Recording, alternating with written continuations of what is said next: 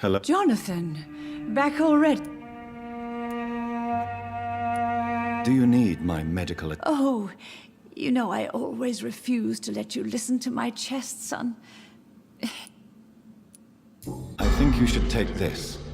You'll feel better. I'm not sure I'll ever feel better, but thank you, my son. Do you think Avery is right? Do you think I should take better care of you? I don't blame you, but you abandoned me, son. A mother should not survive her children. It's unbearable to know you're not here anymore. I know I have failed you since I returned. I even watched you bury Mary from a distance.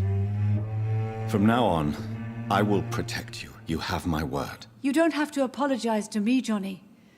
Do you think I did not notice how much you have changed? Have I changed that much, Mother? Am I still your son? You are still, and you'll always be.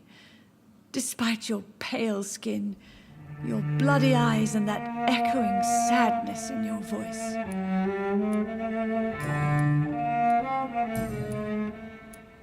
Father seems to have left me some documents. Some sort of treasure hunt game. Do you know anything about them? No, Johnny. But your father always loved to write these little games for you when you were a boy. Don't you remember? I remember now. He used to post me these riddles, as though they were sent by a mysterious games master. I'd spend weeks trying to decipher them. Your father was always so proud each time you found the answer. He was not just the serious doer banker everybody thought he was. I was proud too. How could I forget that? The important thing is that you remember it now. I'll tell your father the next time I see him. He'll be so happy. Could Father have conceived some sort of final game for me before he left? I really can't say, Johnny. Perhaps you should talk with Avery about that. He was your father's confidant, more than I.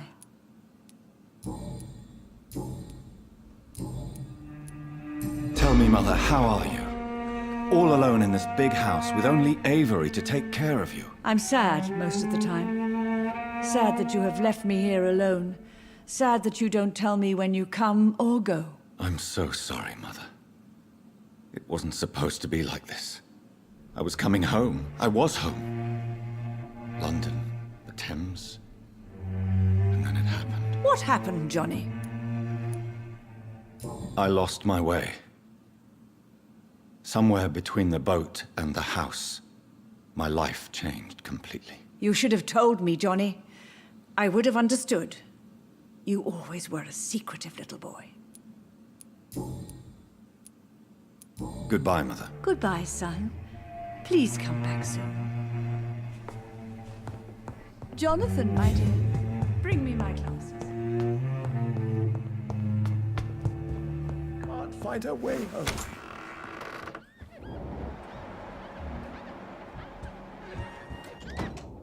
Yes?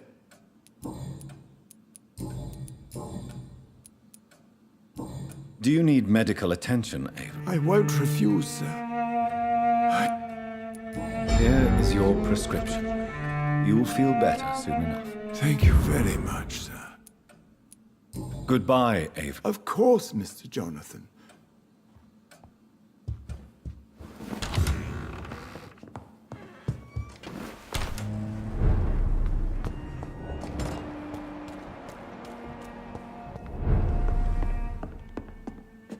Good evening, sir.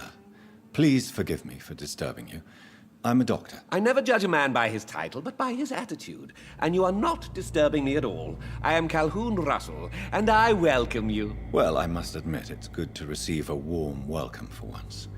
I'm Jonathan Rid. Welcome, Dr. Reed. Welcome to my humble shop.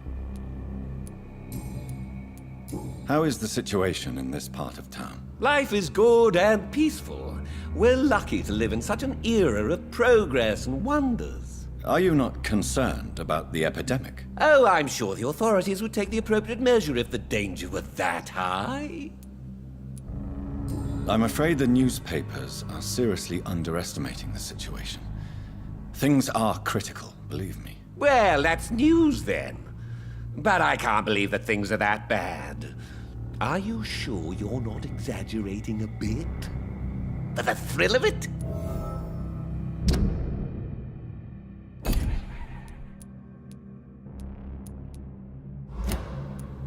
What can you tell me about this place? I recently found the best steak and kidney pie in the city. I'd be glad to share the address if you want.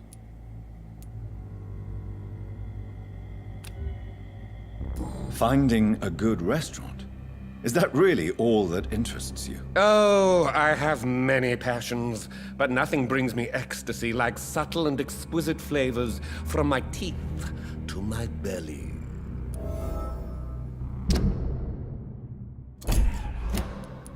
I must confess, I have quite specific tastes when it comes to nutrition. Really? Well, I'm always happy to try new exotic meals. If you ever find an intriguing table, please share the address. Is it not a little too late to be trading? On the contrary, it is the perfect hour. Believe me, my friend, it is always at night that you meet the most fascinating characters. But what about the epidemic? The bombs and raids?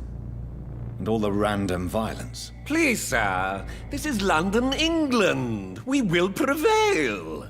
And if a bomb must fall on my shop, then I'll be there to hear it falling. So you prefer to work at night? Oh, I also enjoy a sunny day like everybody else. But the night always has a certain je ne sais quoi of its own.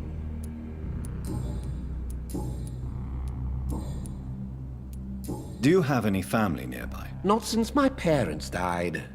I'm London's lone gourmet. Really? But you seem to be such a pleasant and sociable fellow. I'm afraid the real hedonist has to be sometimes. I discovered ecstasy as a solitary pleasure, but it does not mean it can't ever be shared. London's lone gourmet. What a strange title. I used that name in my early years when I was a food critic, and I kept it. I may have a look at your goods.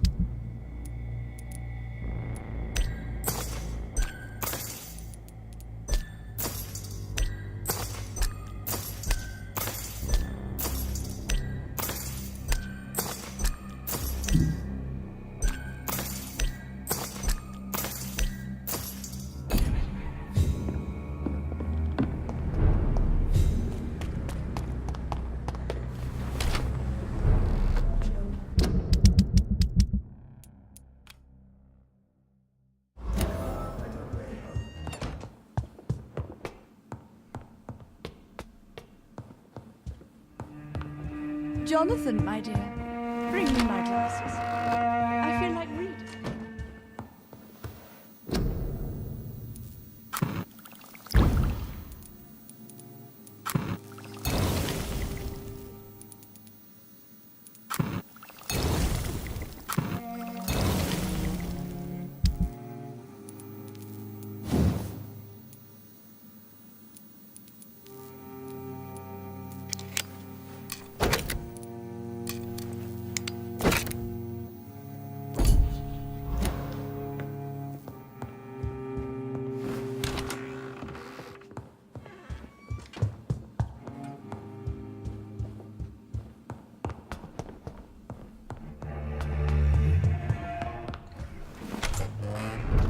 Or not, I am happy to help.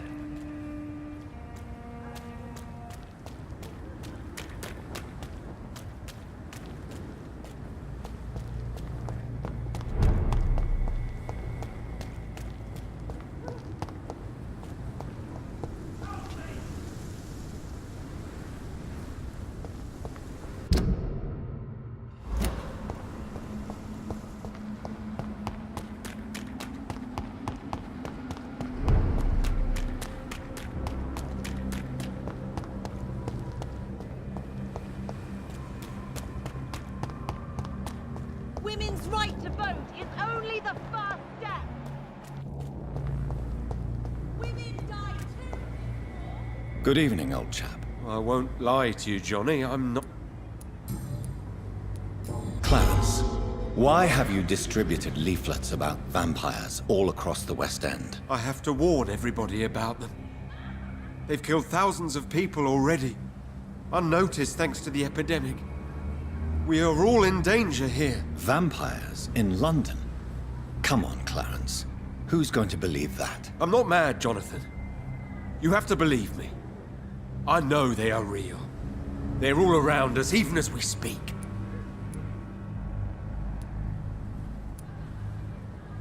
Clarence, you've always been a reliable and a good friend to me. If you say you saw a vampire, then I believe you. Thank you, Johnny. Thank you for your trust. You don't know what that means to me. It's all right. But if you want my help, you have to explain exactly what happened. The first time it was in Rouen. I saw an officer drink the blood of a soldier. I saw its teeth. Saw it bite. It was a vampire, Johnny, and they're here too.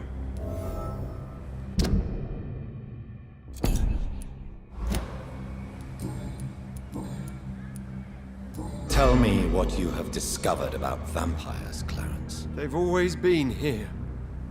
And if you search for long enough, you realize others know about these devils too.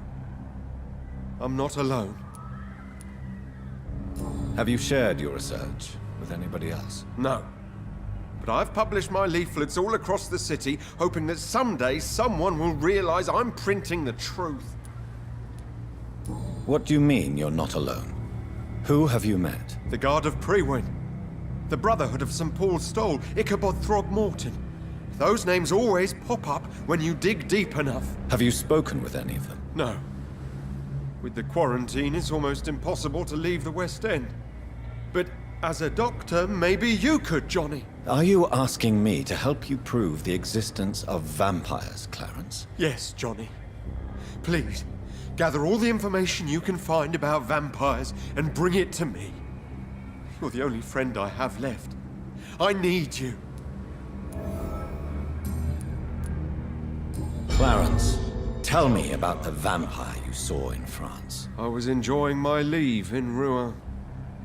I left the bar, took a shortcut back to the barracks. I saw it in a back alley. An officer in a stained uniform, biting into a soldier's neck. But you were drunk, weren't you? Are you sure these two men were not just kissing? Please don't insult me, Johnny. I hid, and I saw him leave. Then I saw the body, drained of all blood. I've seen the same marks here in London since I've returned. Did you ever see that officer again? No. He wore the uniform of the Royal Warwickshire Regiment. I did some research, but found no trace of him. He probably stole it from a previous victim.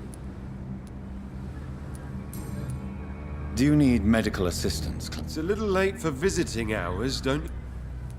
What can I say? I haven't lost my old habits. I hope we're talking about the same habits, old friend.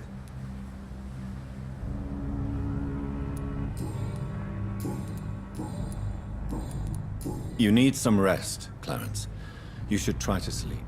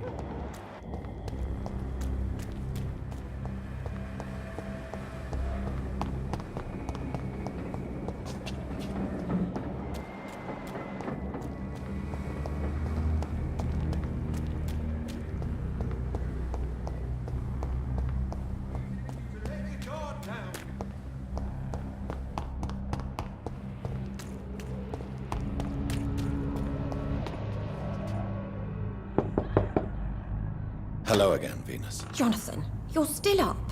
Can't you just knock at people's doors during the day? I'm sure you can spare me a few minutes.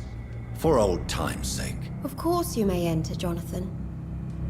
I'm so sorry for your loss, Jonathan.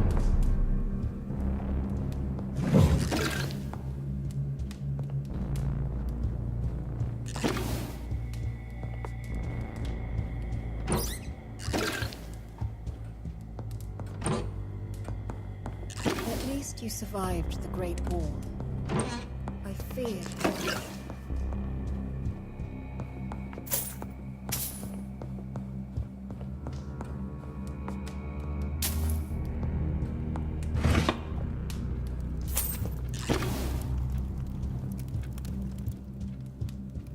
I remember when Mary came here with her husband and her son. They were such a beautiful...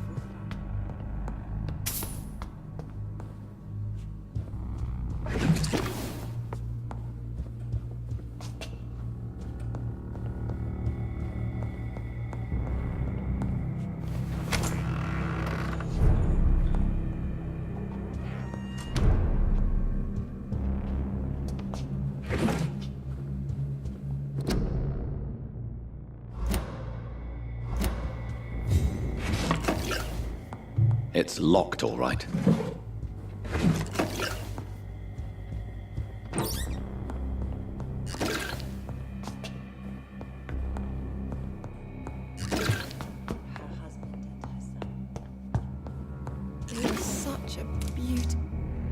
It's a pleasure to see you again, Venus. So you returned from the war in one piece too.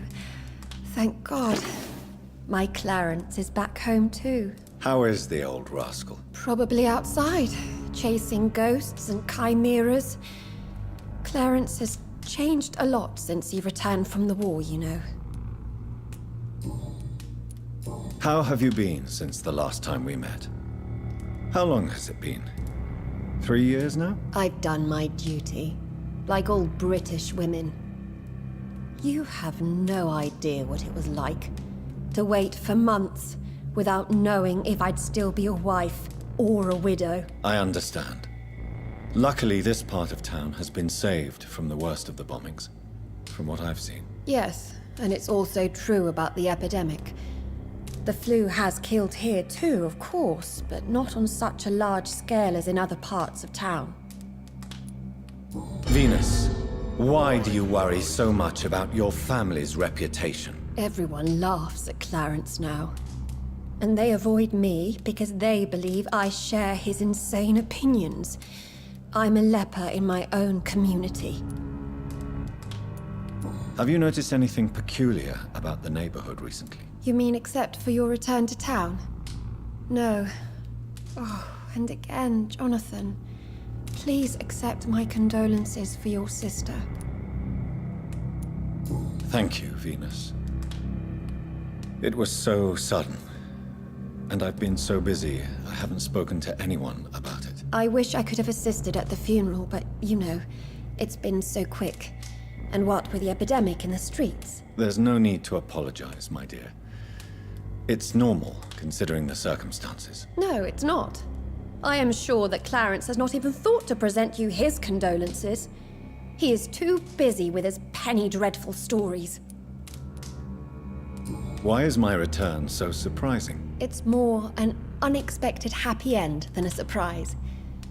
You and Clarence, back from the war. You have no idea how hard it's been for me.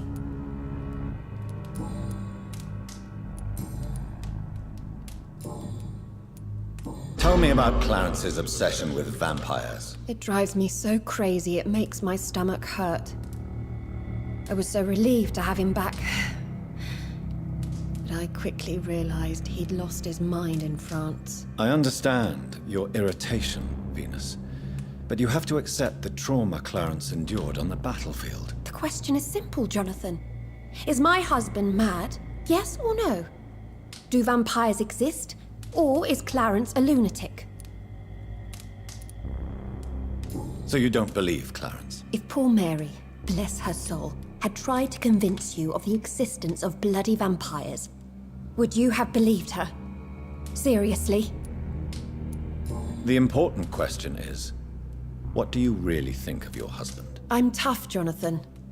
He should have told me the horrors he witnessed, however appalling it was, instead of inventing a fantasy about blood-drinking monsters. Do you need my medical attention? It would appear that old habits die hard, my dear. I would appreciate your help as always. And I'm happy to give it to you, as always. Thank you, Jonathan. Tell me about It drives I understand. the question.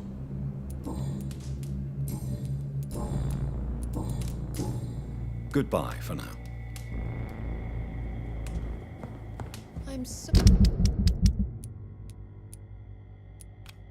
sorry for your loss, Jonathan.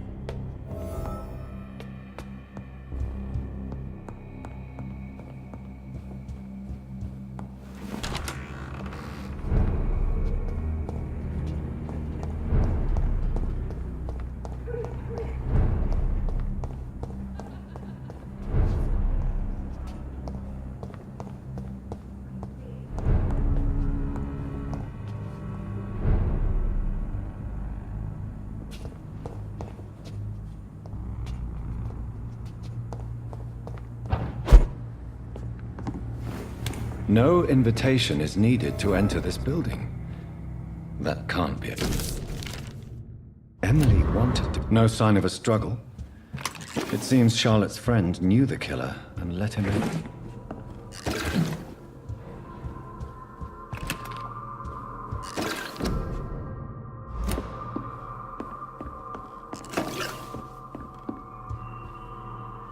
Blood. I should follow the trail.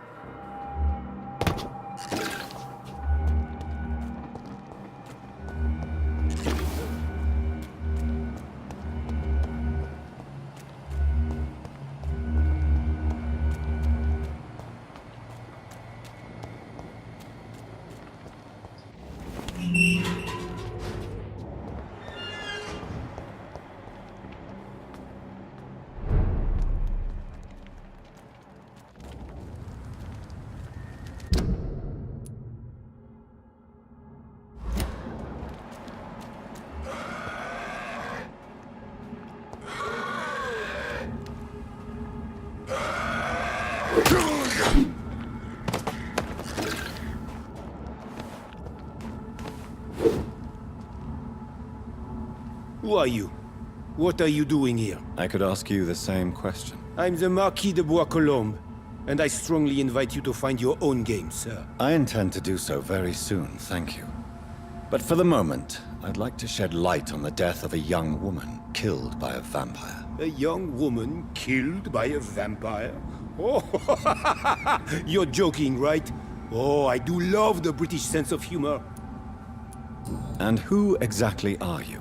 I am Jacques-Michel Guillaume Florimond de Marquis de Bois-Colombes, at your service, my dear cousin. You're French, but your English is quite good. I was born in France, sir, but I consider myself a traveler of this world. So many countries, so many tantalizing tastes. Dear cousin, are we related? We could be of the same blood, my dear. I tend to consider all Econs as family, don't you? What are you doing here? I recently decided to visit London. I've always dreamed of visiting a city on the verge of collapse. Such a delicate, yet intense spectacle.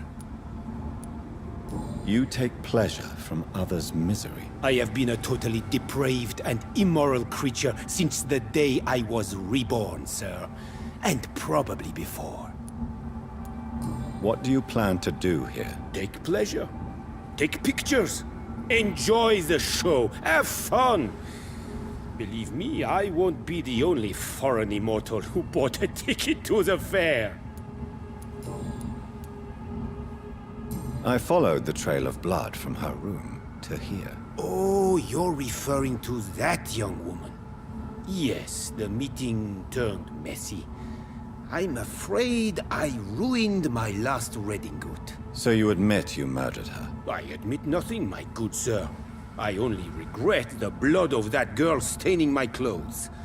Oh, blood can be so messy. What happened? She wanted to become one of us. Not the first time I have received such a proposal, but I must admit her direct approach tempted me. And then what? The body rejected my blood. It happens, you know, sometimes even with voluntary prey. At least her gurglings brought me some fun, until the artery burst.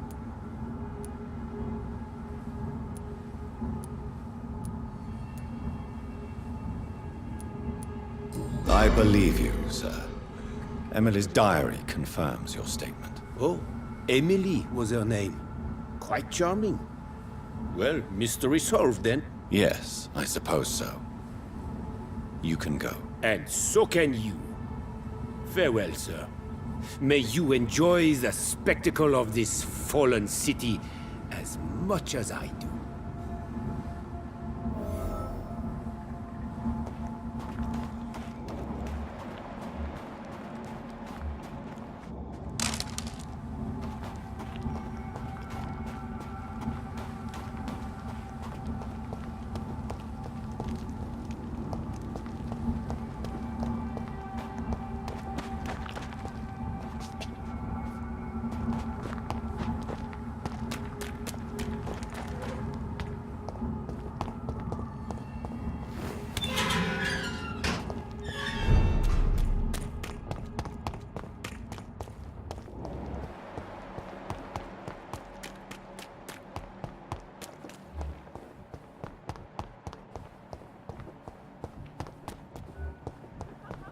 Support the equality between men. Good evening, Miss Ashbury. And good evening to you, Dr. Reid. I have found out what happened to your friend, Emily. I can handle the truth. There's no need to hide the bloody details. Your friend was planning to become a vampire. She thought she'd met an honest one and made a deal with him. Unfortunately, Emily did not survive the process. My mother told me many times about the risks of being turned. I often suspected she exaggerated the danger to avoid me being tempted. No, the risk is real. Have you any idea what a body has to endure? To become an organism entirely consumed by its need to process and recombine blood. I should never have talked to Emily about vampires. I never thought she'd actually try it without me. Thank you, sir. Here, take this for your discretion. Do you need my medical attention, Charlotte? Indeed. Unlike you and my mother, I can still become ill. Oh, you cannot imagine how relieved I'd be to catch a cold again. My mother once told me the same thing. I sometimes wonder if she... Goodbye, Charlotte. Give my best regards to your mother when you see her. She's been quite busy these last few nights. I suspect you may see her before me.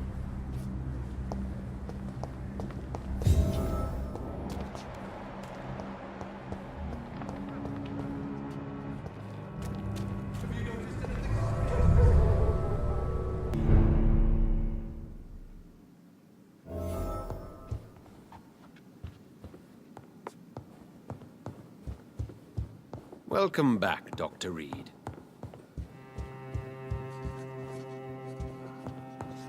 I must admit the Guard of Prewen impressed me. They must have spent years preparing their plan.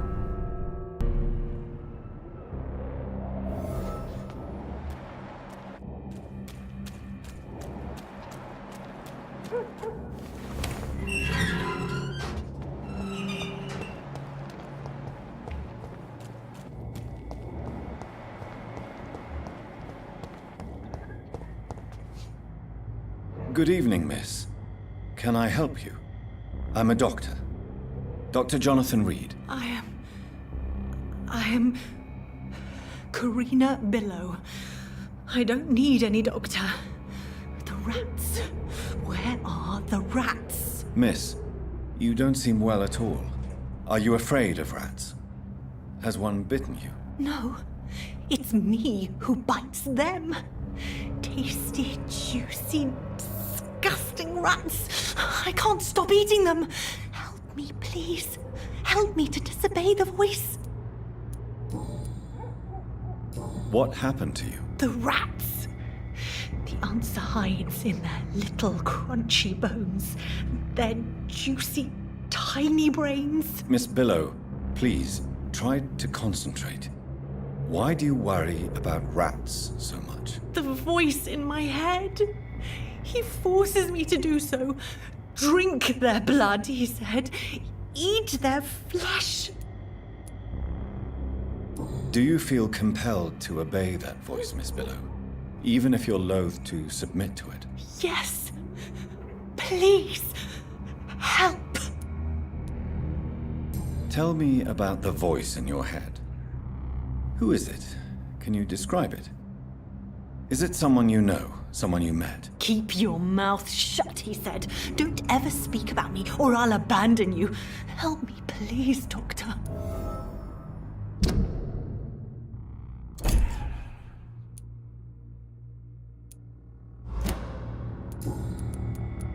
Tell me about yourself, Miss Billow. What do you do for a living? Oh, I'm hungry. Need to eat. Have you got something for me? Blood, perhaps? Can you give me blood, Dr. Reed? Don't you remember who you are, miss? What you did for work? I was strong, proud. I campaigned for good causes. But that was before. It does not matter anymore. I'm so hungry. What is the local news hereabouts, Miss Billow? Shadows. Shadows hunting shadows. Whispers in the dark. Pestilence. Suffering. Death.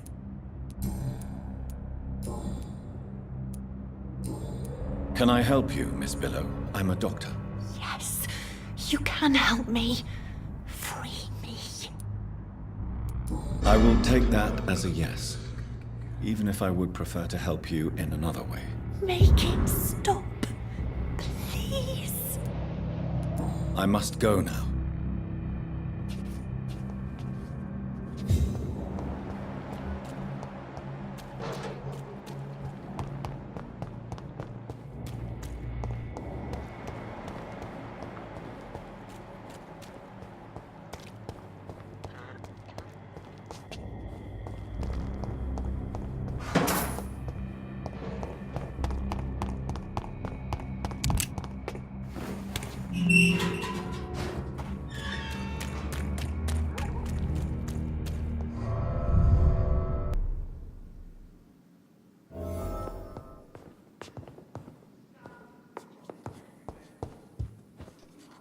Elizabeth, what are you doing here? I've been formally asked to witness your triumph, my dear.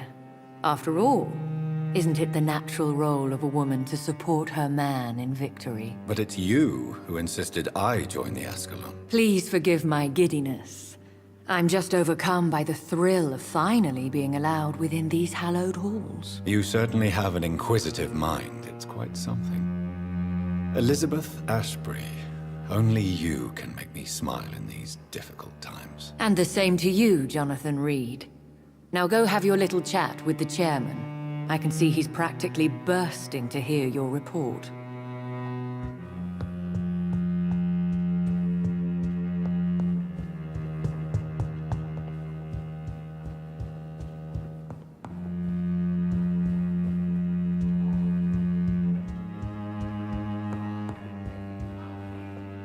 Welcome back to the Ascalon Club, Lance-Bearer. Please, tell us the good news.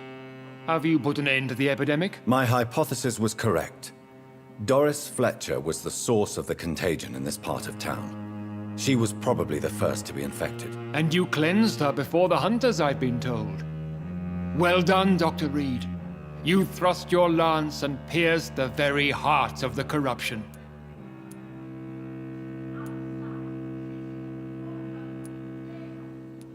But some questions remain. The important thing is, we won a major battle for the survival of London. For that, we salute you. Thank you, my lord. Now, I have another task for you. One of the utmost importance. Perhaps even more so than the previous. I'm listening. It's time for you to perform a most sacred duty for the club. I want you to recruit a new vampire. Recruit a new vampire? Are you sending me on some sort of diplomatic mission? Not exactly. I want you to make Aloysius Dawson the Ekon he deserves to be. I'm not sure I'm the best candidate for such a task. I can hear the hesitation in your voice, Dr. Reed. I admire a man of principles. But in this matter, there is more at stake than your moral comfort. It's not a moral question, Lord Redgrave. It's the responsibility of giving immortality to a man I barely know. Nonsense. Aloysius has been a member of the Ascalon for years. This is but the fruition of a long-held plan. How would you like me to proceed? Aloysius is waiting for you at the Dawson estate. Once the deed is done, I'll join you there to celebrate this momentous occasion. Before I go, I have a few questions. All right, I'm listening. Why Aloysius Dawson? Because he is about to die, and he just may be the most influential man in England. After me, of course. Did he choose me? No, I did. My decision is very recent, to say the least, but it is entirely mine. Does he know I'm coming? He can't wait to become your progeny, Dr. Reed. Especially now that you have shown how strong your lineage is through your sister. How would you like me to proceed? Don't worry.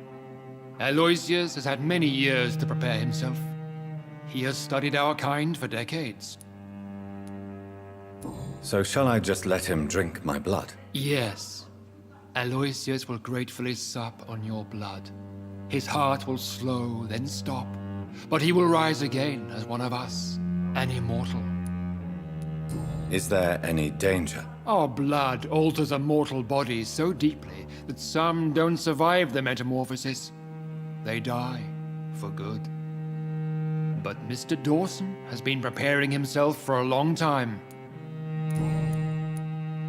You invited Lady Ashbury. Wouldn't that be breaking one of your cardinal rules? No women allowed. Not allowed as members, no. But considering the circumstances, I thought you'd like to have her here to witness your triumph. So it's a temporary admittance, then? Something of a bargain, considering the crisis we're currently facing. Goodbye, Lord Redgrave. Understand. Goodbye.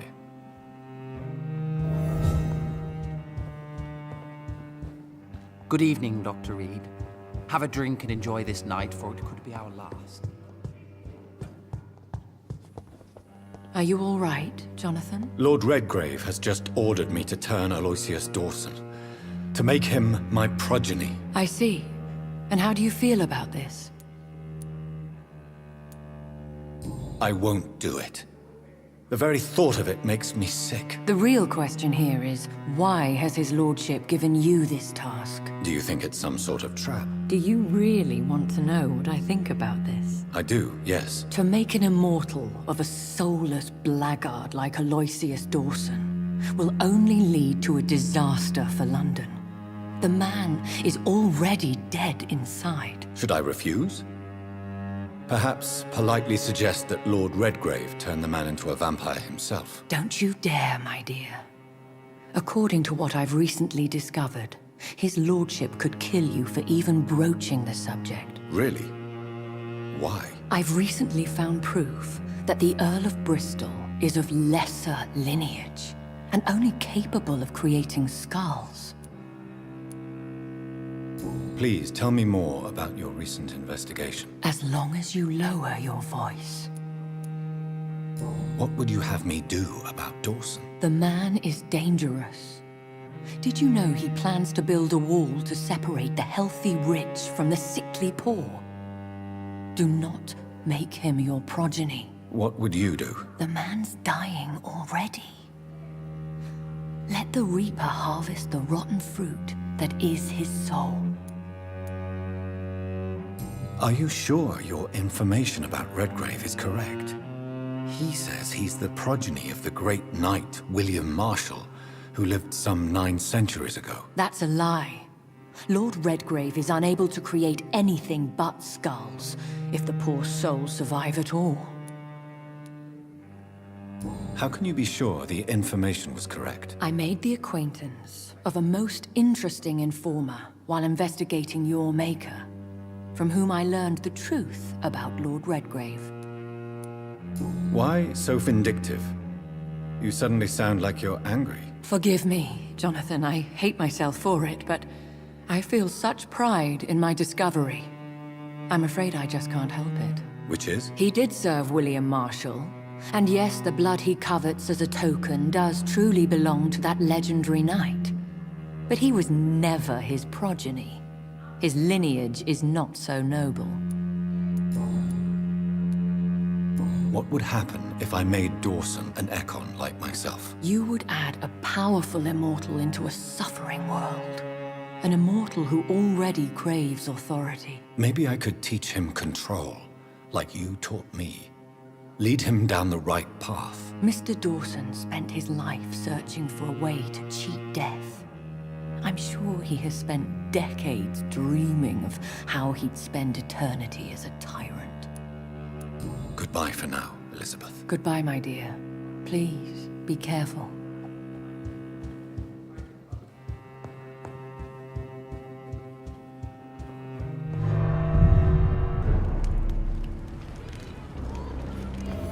It looks like vampires have to obey Mendel's laws when producing progeny. Powers pass from one generation to another. That's why Dawson wants me to sire him. It is... Do you know anything about a man called Aloysius Dawson? He used to be a big spender. One day, he sent 3 houseboys to buy all the beluga in my shop. For his brother's birthday, if I remember correctly. I see. Anything else? Less gastronomic, perhaps? I really can't say. The man is filthy rich. But you know that, of course. Do you need medical help? You would save my life, Dr. Rid. Don't worry. There is nothing serious to fear. I have seen far worse, I can assure you. I cannot imagine the pain these people must face, then. You have my gratitude, Doctor. This... Goodbye, Mr. Women's right to vote is only the first step! Good evening, Miss Ashbury. And good evening to you. What do you know about Aloysius Dawson? That man is a tyrant. The embodiment of greed and selfishness. All I despise about this country. Goodbye, Charlotte. Give my best regards to your mother when you see... She's been quite busy these last few nights. I suspect you may... Remember, don't let any strangers come into your house. Good evening, old... I won't lie to you, Johnny.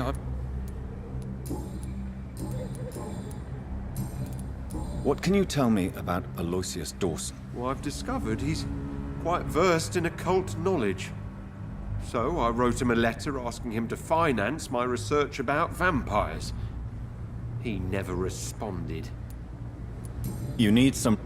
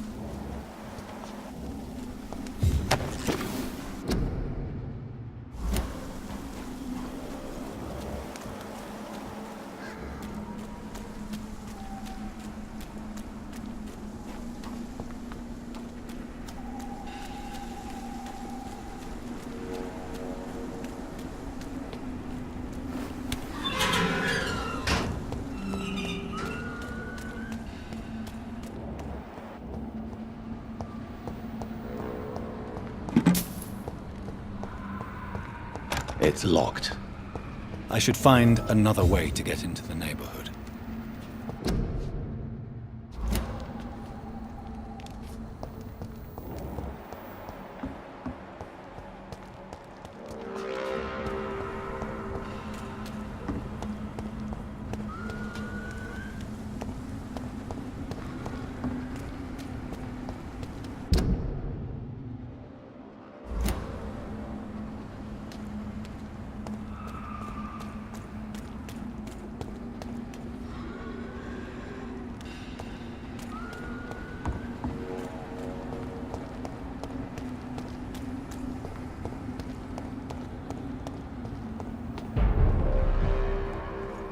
Stupid fucking beast!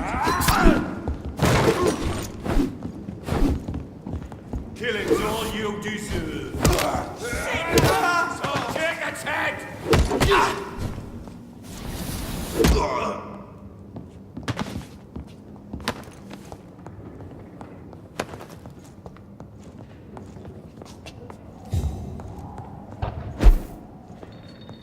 He's mine! I'll take it!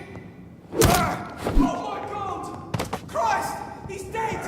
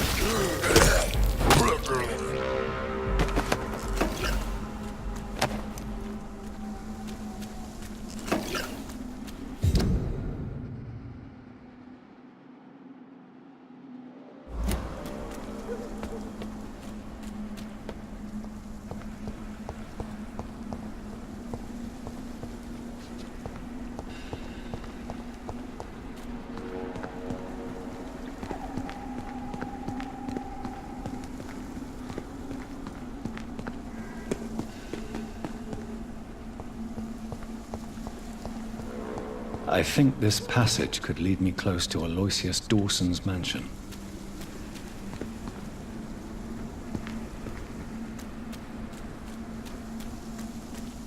You London vampires are so...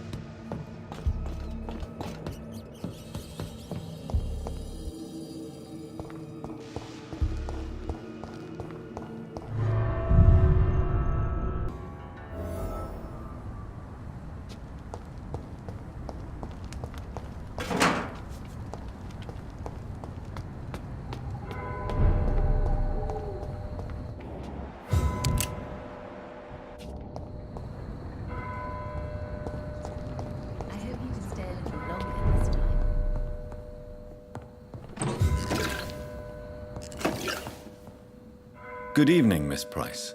I'm Dr. Reed. Do you remember me? Dr. Reed?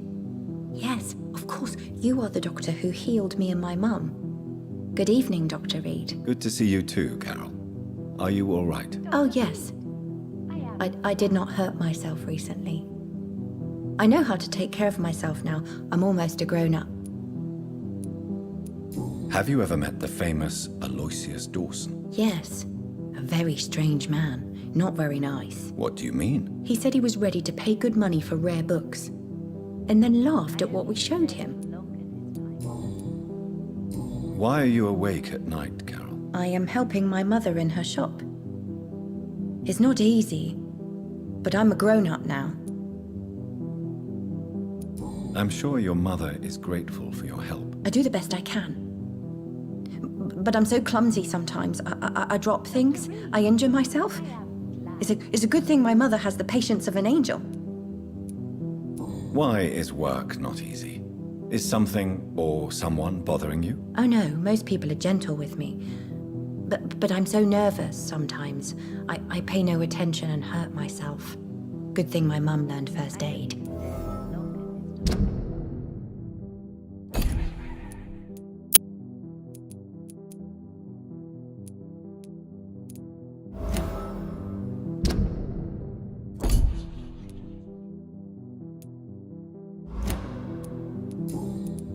What can you tell me of the people living nearby? I don't speak to many people, except our customers.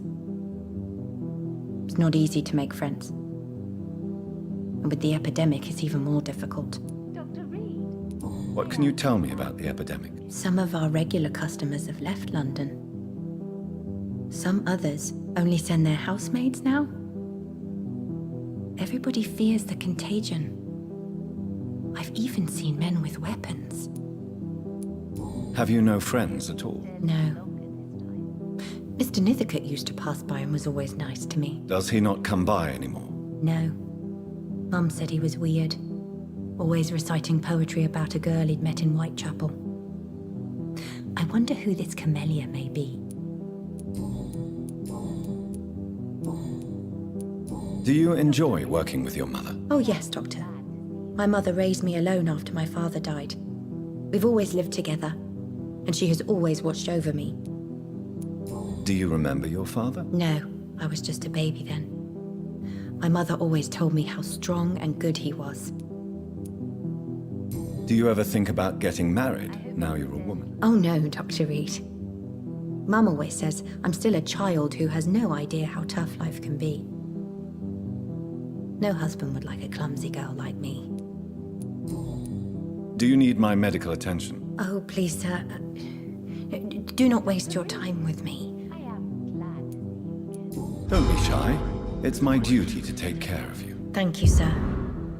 Much obliged. Goodbye, Carol. Good morning. Good evening, sir. I hope you can stay a little longer this time. Good evening, Miss Price. How are you tonight? Dr. Reed! I didn't know you had returned from the war.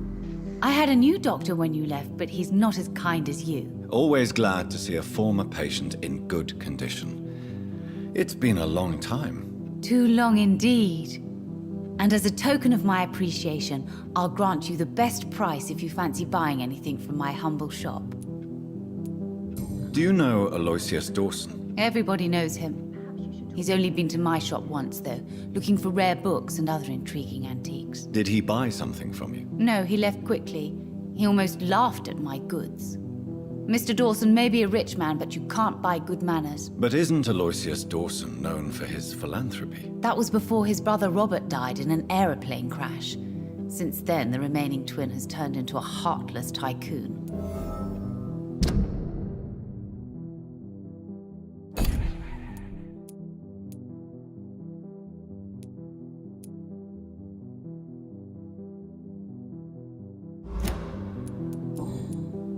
What can you tell me about yourself, Miss Price? I'm still managing my shop.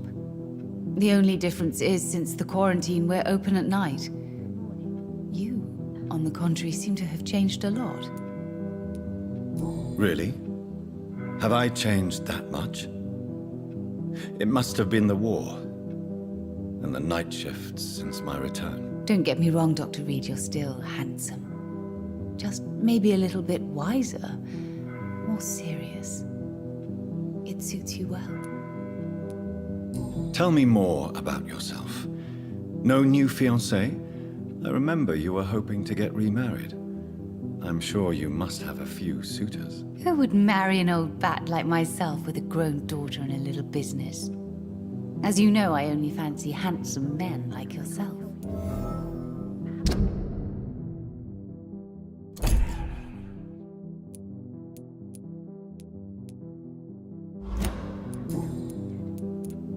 Have you noticed anything in particular in this part of town recently? Other than you coming back to cheer me up? Nothing at all, Dr. Reid. Carol's gratitude is exemplary. She seems determined never to leave you. I'm taking care of my daughter as well as I can. It's not always easy, but she's the best gift life gave me. But she'll probably leave you someday to live her own life. Will that be difficult for you? Why would she leave? Children sometimes stay with their parents until the end, for they know no one else will love them as much. Do you need my medical attention, Miss Price? Oh yes, I feel so oppressed lately, and tired. I'm just doing my job. Perhaps, but I have always been grateful for your concern, you know. Does your daughter still worry you, Miss Price? I remember you were often concerned about her health when she was younger. Have you not seen Carol since you returned? She's almost a young woman now, but she'll always remain my sweet little baby. So you're less afraid? Some things never change. Carol is still too clumsy for her own good. Sometimes her innocence puts her in real danger. Why would her innocence put her in danger? She does not realize how cruel life can be. Maybe I was a bad mother to protect her too much. My poor dear Carol. You have every reason to be cautious, Miss Price, especially in these difficult times. Maybe you could talk with her, Dr. Reid. It would be nice to have a man here more often. We would both feel safer. Goodbye for now, Miss Price. I hope you can stay a little longer. Good evening, sir. Good evening, young... My mother always prefers when people simply... Goodbye, Cap. Good morning. Good evening, sir. Dr. Reid.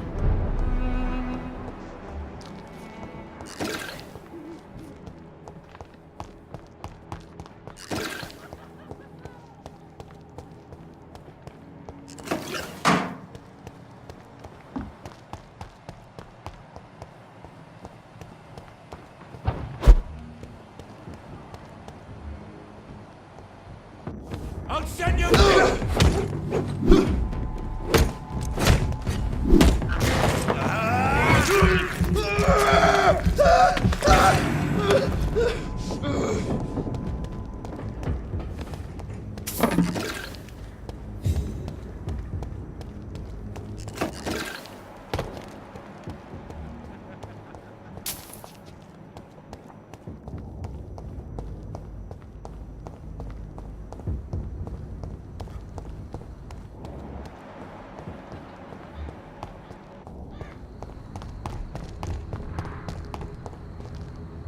Good evening, sir.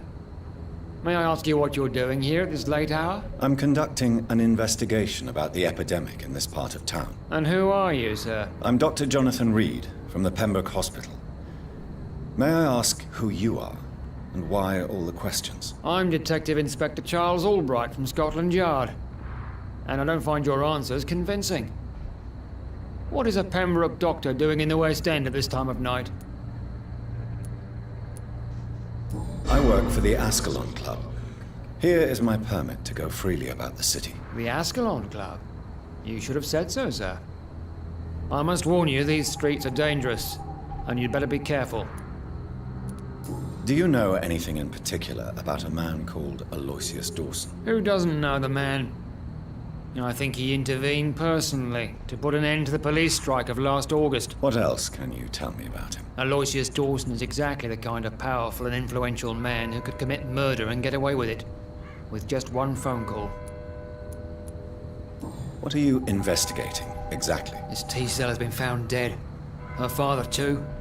This case is a complete mess.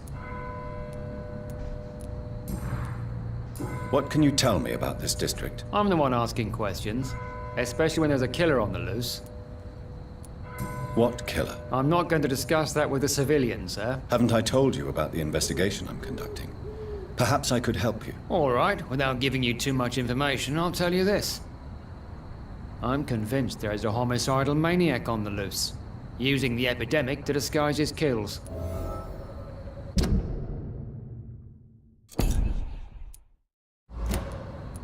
And what about the epidemic? We both know the situation is critical, don't we, Doctor? Colleagues of mine die almost every day. Why are you investigating at night? Criminals rarely act in daylight, you know. But since you are also a night worker, have you noticed anything strange, which requires police attention? No, I've noticed nothing odd. All right.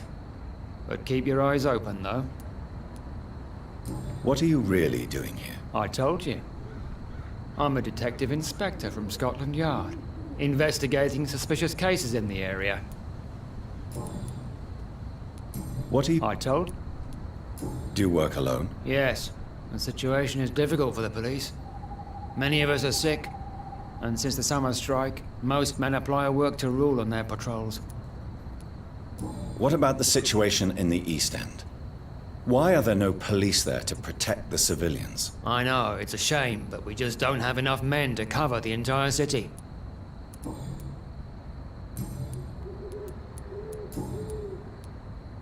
Tell me all you know about that homicidal maniac you're looking for. I'm not even sure there is only one. The wounds are always the same, but the modus operandi varies. Sometimes violent and brutal, sometimes precise and swift. How could different killers inflict the same wounds? That's my main problem. If my theory is correct, maybe we're facing a group of individuals sharing the same violent tendencies. Perhaps a sadist cult. Goodbye, Detective Inspector Albright. Goodbye, Dr. Jonathan Rid. I'm sure we'll talk again soon.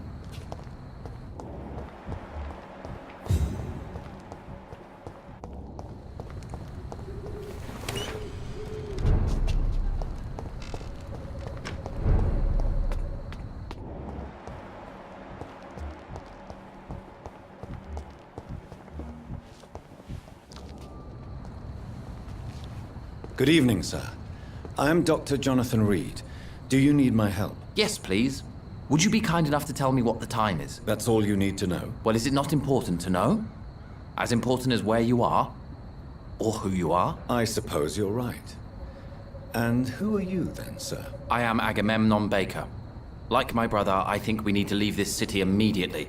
And my brother and I rarely agree on anything.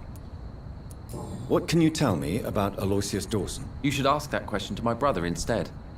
Personally, I've not seen Aloysius for many years. May I ask what you're doing outside at this hour of night? I don't know. You should ask my brother instead.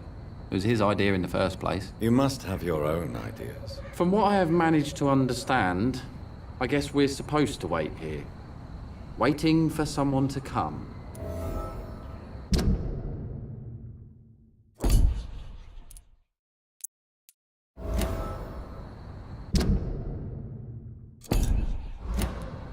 May I ask why you've not gone already, if you're so exasperated by this long wait? I believe fear is holding us back.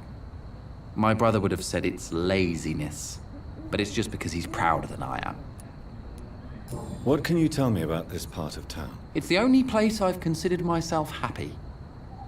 Or at least that's what I believe.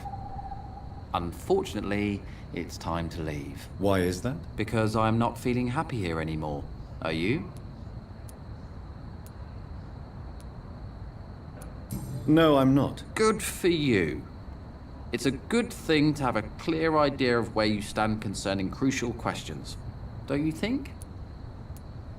What can you tell me about your brother? He's older than me, I think. But the important thing is that I really hope I'll die before him. Grief would just kill me, you know? Is that all? Pericles is very attached to this city, and without my insistence, he would never leave this place. We don't often agree on anything, you see?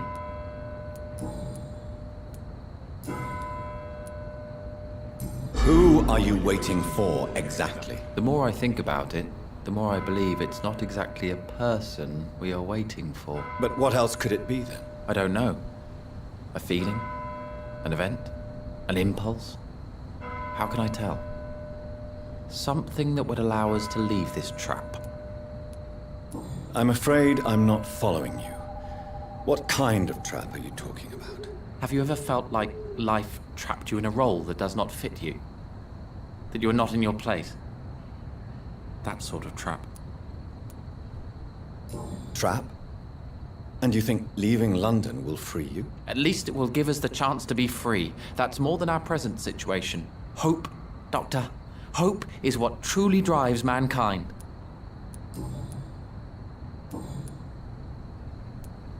Goodbye for now, Mr. Baker. Do you need my medical attention, sir? Indeed. I've never been good at explaining my feelings, but I can tell when my body is hurting me. You have nothing to be worried about. You should recover by taking this. Sounds so easy to fight disease. Too bad it's not the same making people smile again. Goodbye for now. Good evening, sir. I'm Dr. Reid. Can I be of assistance? Dr. Reid? Dr. Reid? Is there anything wrong? No, it's just... your name sounds familiar. And your face. Have we met before? I think I would remember. So I suppose the answer is no. That's odd. I'm certain I've already heard of you. My name is Pericles Baker. Does that mean anything to you? I'm afraid not, sir. But it's a pleasure to meet you anyway. The pleasure is mine, I guess.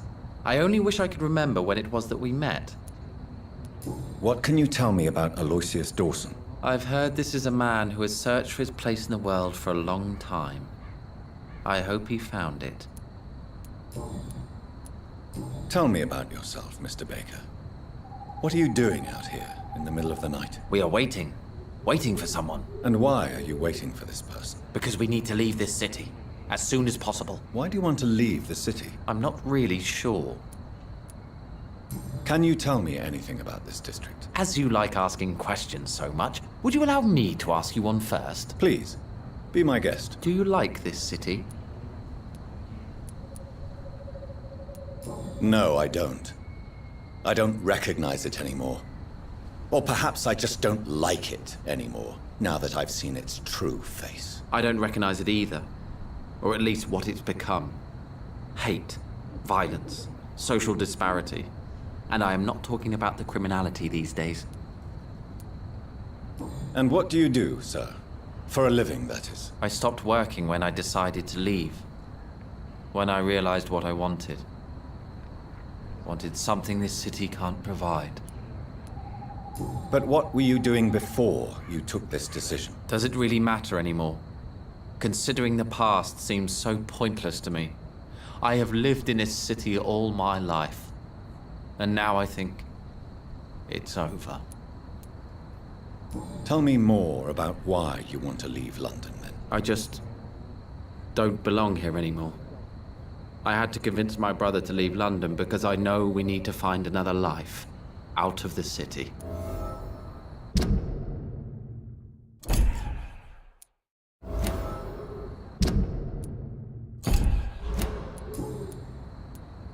Pericles, tell me why your brother disagrees with your presence here. Agamemnon is naive sometimes. Although don't consider him a fool, sir. He is often more lucid than me. At least you both have the same difficulty explaining what you're doing, and for what reason. But is that not a common problem for all mortals? What can you tell me about your brother? If you are searching for a pleasant chat, you should speak with him instead of wasting your time with me. He has always been the more gentle of us. That's it? That's all you can tell me about him? For the time being, true kindness is the most valuable quality, my good sir.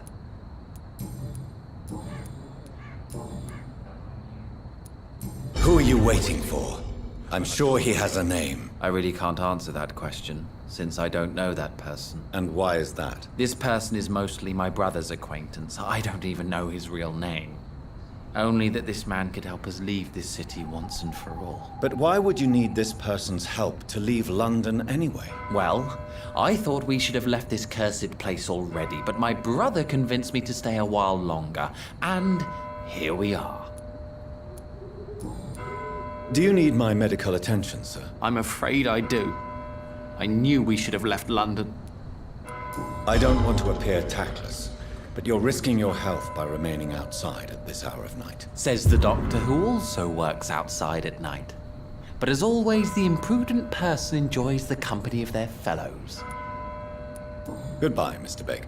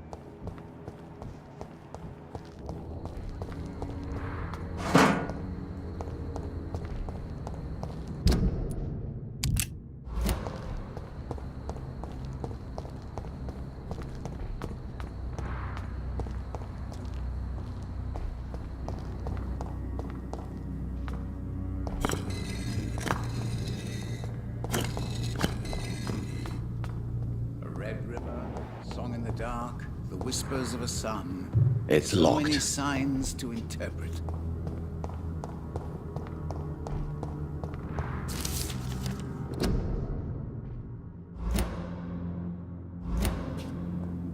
Jonathan Rid. At last we meet. The cards warned me you would visit tonight. I beg your pardon, sir. Do I know you? Of course you do. Our mutual friend, Dr. Swansea, can't speak highly enough of you. My name is Usher. Usher Talltree. You are the leader of the Brotherhood, are you not? Primate of the Brotherhood of St. Paul's Stole, to be precise. I'm really glad we met tonight. I love it when the cards tell me a truth. The cards told you to expect me. Yes, they tell me everything. They've told me of your unquenchable thirst for blood. Be wary, Ekon. I've heard such a rich diet can be bad for the heart.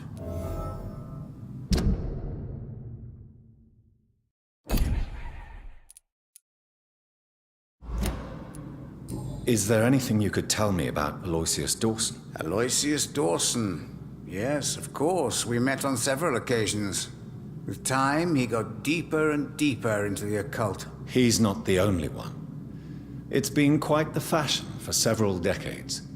The Golden Dawn, for instance, is just one example. True.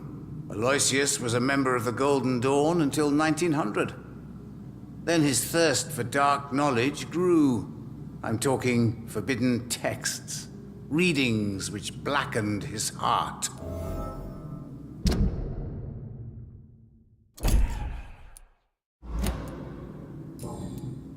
What can you tell me about the neighborhood? I really don't know. I don't often go outside. And when I do, it's usually to quite distant destinations. So you see nothing in the stars for me? You're a poor fortune teller, then? Oh, I can tell you many things. but they will only concern you, not the city.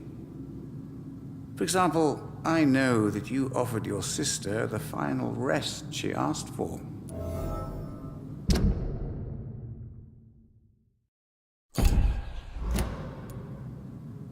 Do the cards speak of my Mary? No.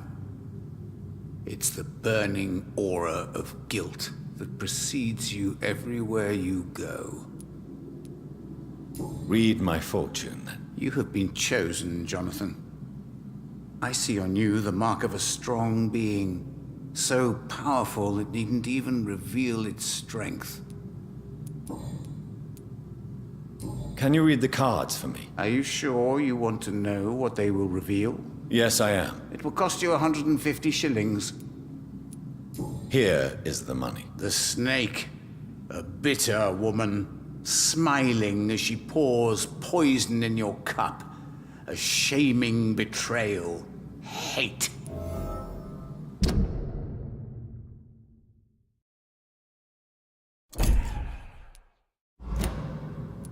Tell me about yourself. What do you do here, besides turning cards in the middle of the night? I'm for most a charlatan. For a few, I'm a vampire. And for you, I'm the primate of St. Paul's Stole. Some believe you to be a vampire. Who? The guard of Prewen, who else? For a time, they sent spies to observe my activities, and they even broke into my home to gather proof. Did they steal anything from you? A personal notebook they quickly took to their headquarters. All they had to do is to look at me. I'm aging. What better and definite proof that I'm not an immortal? Do you want your notebook back? If you ever find it, I'd be glad to have it back, of course. I do ask one thing, though. Do not read it, Jonathan. Some secrets are not meant to be revealed, even to immortals. For how long have you been a primate? It was 15 years last year. What do you make of Dr. Swansea? Edgar is a brilliant and dedicated man.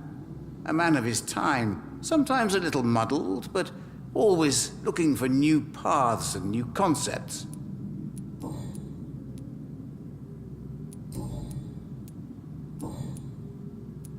How do you measure the amount of blood on my hands? I told you. The cards always tell the truth.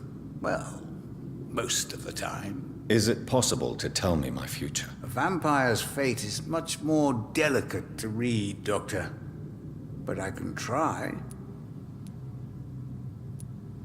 All right.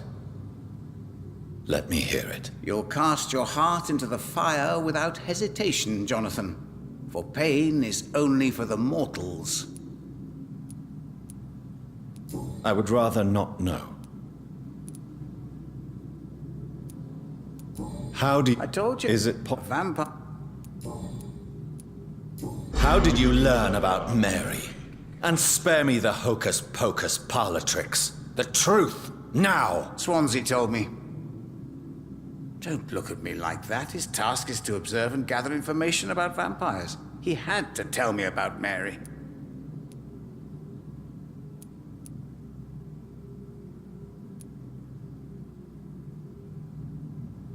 She could have survived as a vampire. If only she had given me a chance to explain. If only I could have found the words. Not all vampires accept their new condition. Since suicide is impossible, you have to find a way to get someone else to relieve the pain. I could have saved her. No, Jonathan. May I ask you about the Brotherhood? Of course. But I must warn you that there are some subjects we consider taboo, in spite of our fondness and acceptance of your kind. I know there is no love lost between the Guard of Prewen and the Brotherhood. What caused this rift? It was 1801. The Brotherhood was stronger then, a strength that made them hungry for ever greater power. An argument divided them, and the wound never healed. What was the nature of the disagreement? The problem was that both sides considered themselves the legitimate heirs of the original Brotherhood. We divide up the books, the relics, not always fairly or with consideration. Who founded the Brotherhood? That's precisely the kind of question I cannot answer. It is delicate, and may reveal some of our secret traditions. So you're not just a club of academics and scholars? Once upon a time, very long ago, the Brotherhood did more than simply study the vampires. They took actions to eliminate the more ferocious and corrupted. Do you require medical attention? If you don't mind. Late. Goodbye, sir. I rarely wander. Yet it amuses me to convert. Perhaps London will survive the epidemic, but I see terrible trials awaiting in the future.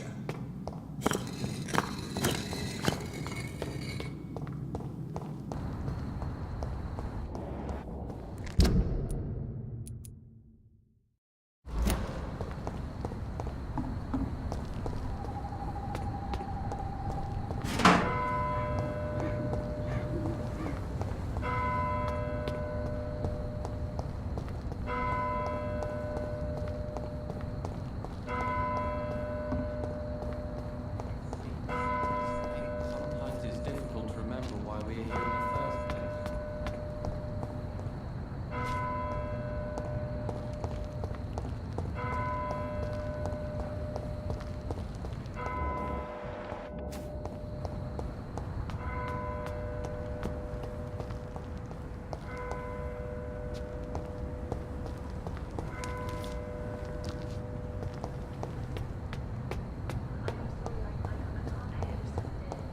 Perhaps you should talk with someone else instead.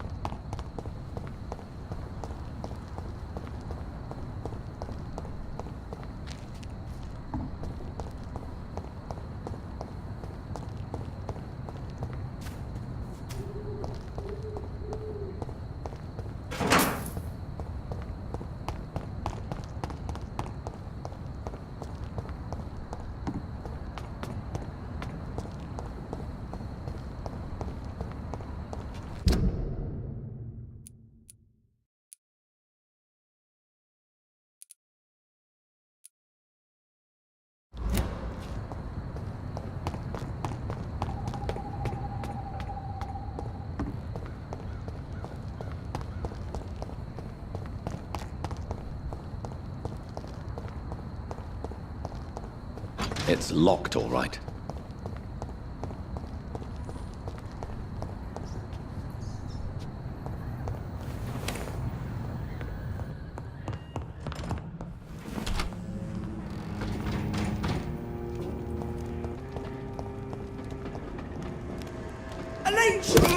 All back to the shack!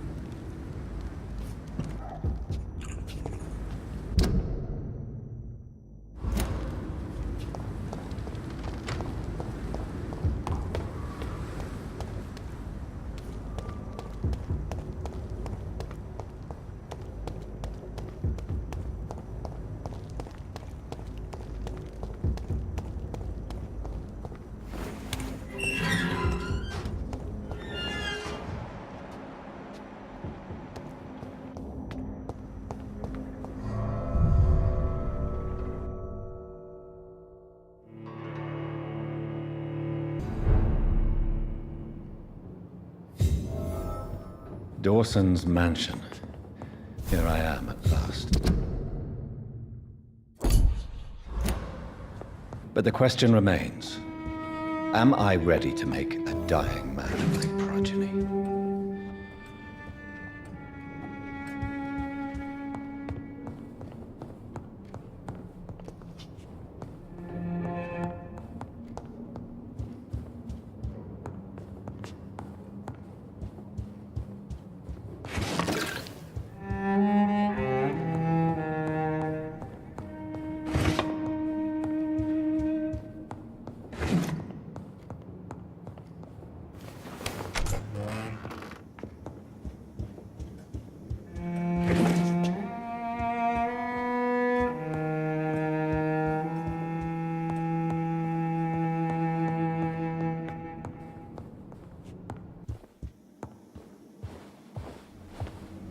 Finally, you're here, Dr. Reed. What took you so long? I had to pass several of your barricades and outposts to access your mansion, sir. Death, pestilence surround us, and time is against me. I see you've gathered some of the most expensive, albeit experimental, blood transfusion equipment available. All this could be so useful in a hospital. Yes, yes. Since Lord Redgrave sent me a doctor to perform my conversion, I thought you might find some of these devices useful. Most thoughtful. But tonight I'm not here as a physician. But I feel reassured that a specialist such as yourself would help me to escape the Reaper. Very well. But before I proceed, I have a few questions for you. If you must, but be quick, for I don't have much time left in this life. First of all, I need to be sure that you know exactly what is going to happen to you, sir. I can assure you I'm as informed as any man can be. I have planned for this moment, Dr. Reed. Planned very carefully.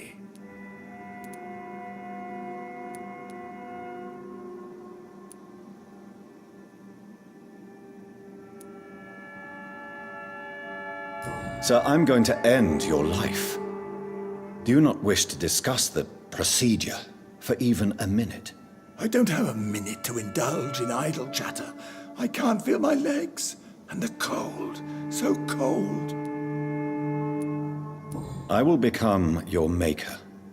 Do you understand what that means? Well, I certainly won't consider you my liege, or some such drivel. You can be assured of that. You'll need to feed on warm blood. Blood from mortals. How do you feel about that? I'm rich, Dr. Reed, and powerful.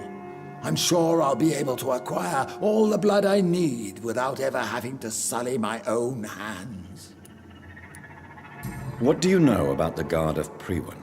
What I do know is that I'll crush anyone or anything that would dare to oppose me. Let's move on then. Please, I'm cold and tired. I feel my life waning with every moment. But first, before you embrace immortality, what would you do with such a gift? That's a rather impertinent question, Dr. Reed, and I will do as I please. Answer me all the same. What will your first action be as an immortal? To save London. I will finance the most efficient quarantine ever seen. I will build a wall that will separate the sick boroughs from the healthy ones. Who gave you the right to decide the fate of thousands of people? My money. My money and my pending immortality gives me the needed authority, Doctor. I'm a businessman. I'm used to tough decisions. You really plan to build a quarantine wall across London? Yes. It will be tall and strong, separating the wheat from the chaff. By doing so, you will also create two separate prisons. Come, sir. An eminent doctor like yourself knows that such radical measures have proved efficient in the past. Let me guess. You mean to isolate the rich from the poor? This is a desperate measure for desperate times. England must prevail, Doctor, no matter the cost. Quarantine is not a bad idea, medically speaking. But I'm convinced this epidemic will not be contained by mere walls. As long as the right people are on the right side of the wall, that's all that matters. But you can't guarantee infection will not spread. Just one contagious carrier would be enough to create an apocalypse. The apocalypse is already knocking at the gate. We must be strong now. What if a new outbreak happens inside your walls? You'll have created a giant trap. That won't happen. As long as we dispose of anyone that is contaminated as soon as they are spotted. I've heard enough. It's time to proceed. At last. All right, do what you have to do. If it hurts, so be it. I've been preparing such a long time for this.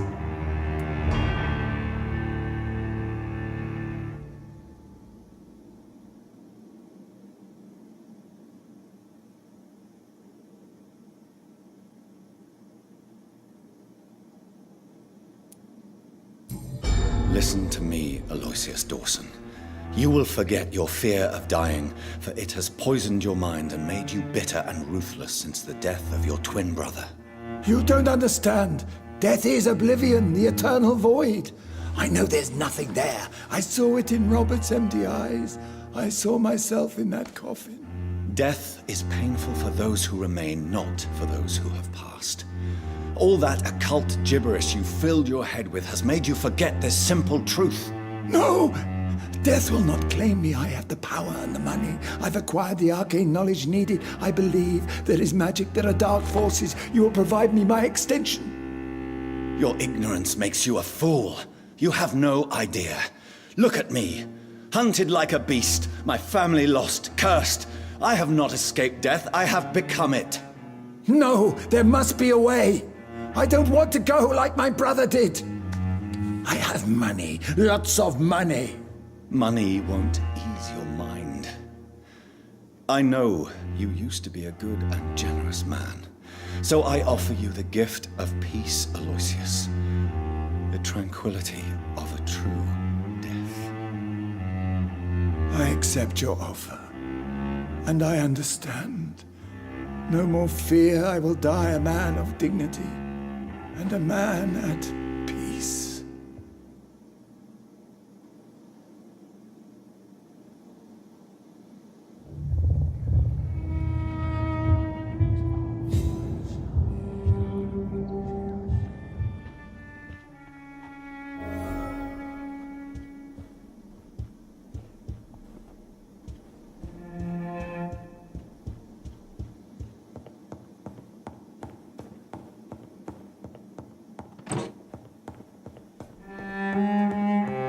It's locked, all right.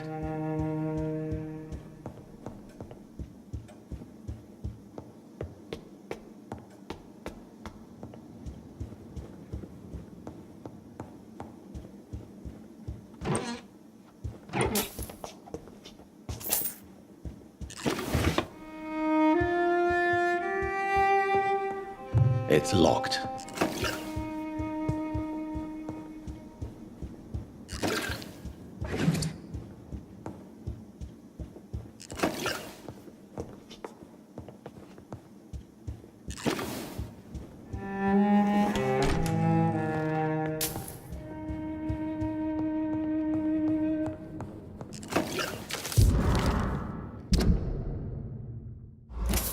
Reduced in rank for falsely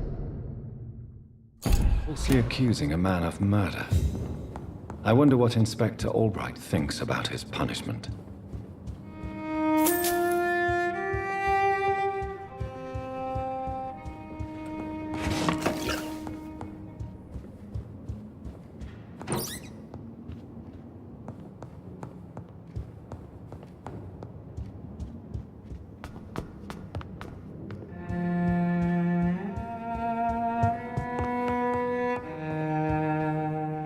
Is it done, Dr. Reed? Is Aloysius Dawson reborn, as expected? I'm afraid Mr. Dawson finally chose to embrace life and death as a mortal. What do you mean? He has overcome his fear of dying. I let him rest and wait for death to come. What? This is unacceptable. Go back there and make him the powerful Ekon he's destined to be. No, Lord Redgrave. As a doctor and as an immortal, I can't. If you wish to make him your progeny, then proceed on your own. This is an outrage beyond words. This is betrayal, pure and simple. I should kill you on the spot. You swore on William Marshall's blood. Well, get rid of me then. From now on, you're an outcast. Banished. You are forbidden to ever appear in front of us again. Ascalon will smite you on sight, and your heart will be thrown to the rats. I'll leave you then. Have fun with your puppets and shadow plays, Lord Redgrave. Yes, go, traitor, and take that awful creature, that counterfeit of a woman I saw waiting for you, and be gone! Step away, traitor. Return to your dubious friends and your decrepit hospital. Do not dare show yourself again, you or that monstrosity you bring to my door.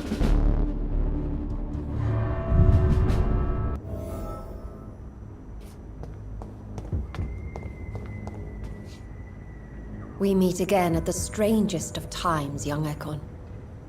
So do you serve the Earl of Bristol now? Old Bridget. What are you doing here? Your friend, the wise Ekon. She sent me to warn you. Did anyone see you? It's a long way from the dock sewers, and hunters are patrolling the streets here. Who said I took the streets? How do you think I survived for centuries in this city without ever being seen? I know all her secrets.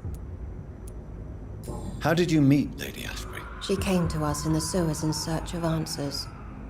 Just as you did. What kind of answers did you give her? I knew nothing of your maker, but we talked. We talked a lot. Her words and ideas are captivating. It is no surprise that you like her. I like her too. Lady Ashbury in the sewers? Now that's a sight I wish I'd seen. She said she was your friend, and that she sought the identity of your maker. So I answered her questions. Lady Ashbury? You know her? Tell me what's going on. The lady approached me but a few nights ago, wanting to meet the sewer skulls. Once she questioned Harriet Jones. She agreed to help us. Harriet Jones is still with you then? How is she doing? Harriet remains angry, but is recovering slowly. Her mind is twisted, but at least her body is healing. Tell me what is going on. The lady asked us to keep an eye on your mortal doctor friend while you were away. We spotted the hunters. They were discussing plans to attack tonight. Wait, slow down.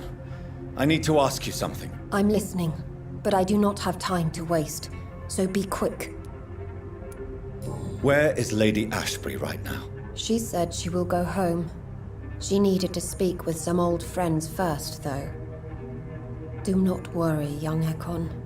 She is no fool, and just as strong as you. How did Elizabeth find you? She presented herself humbly at our gate, and asked if we knew of any ancestral vampires hiding in London. She asked about Ascalon. She asked about many things.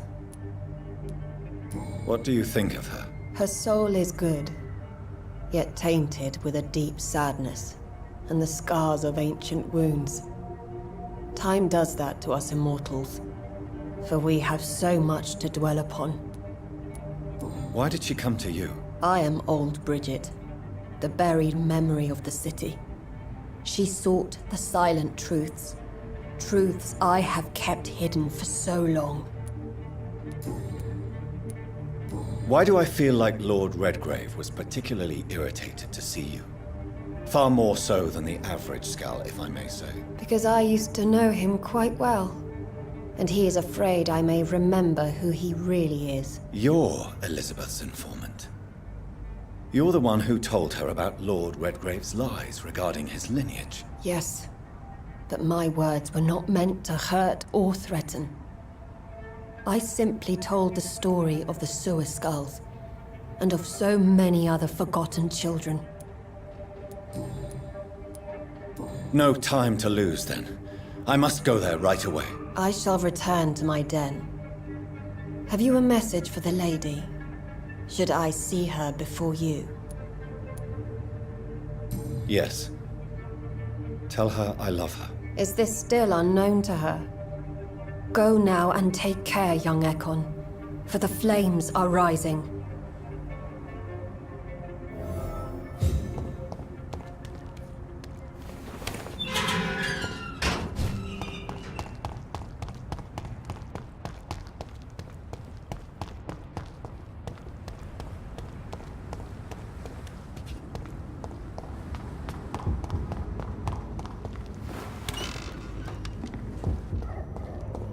Really thought.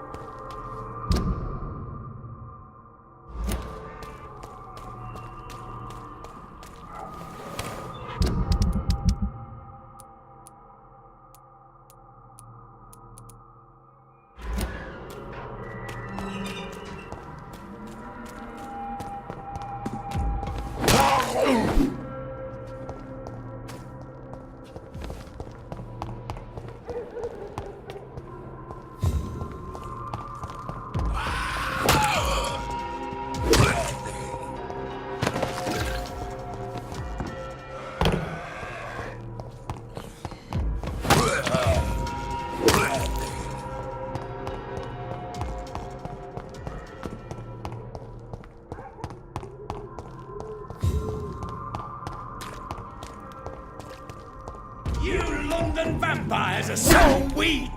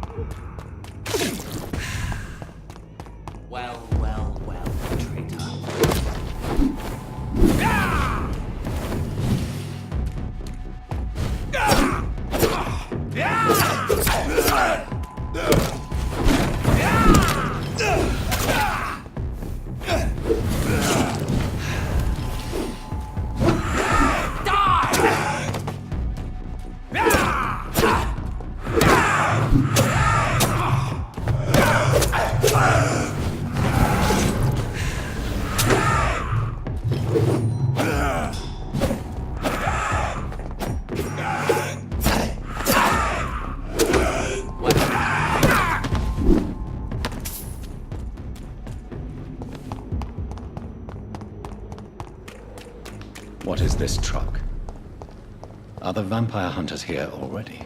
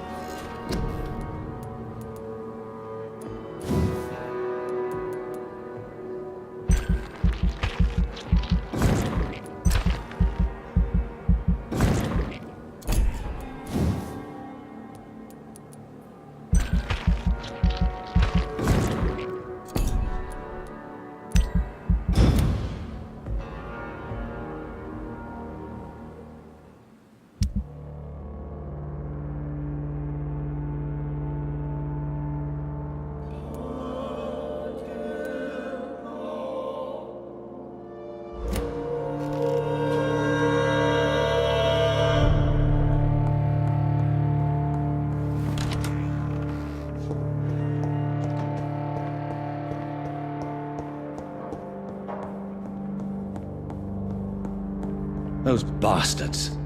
What have they done to Edgar?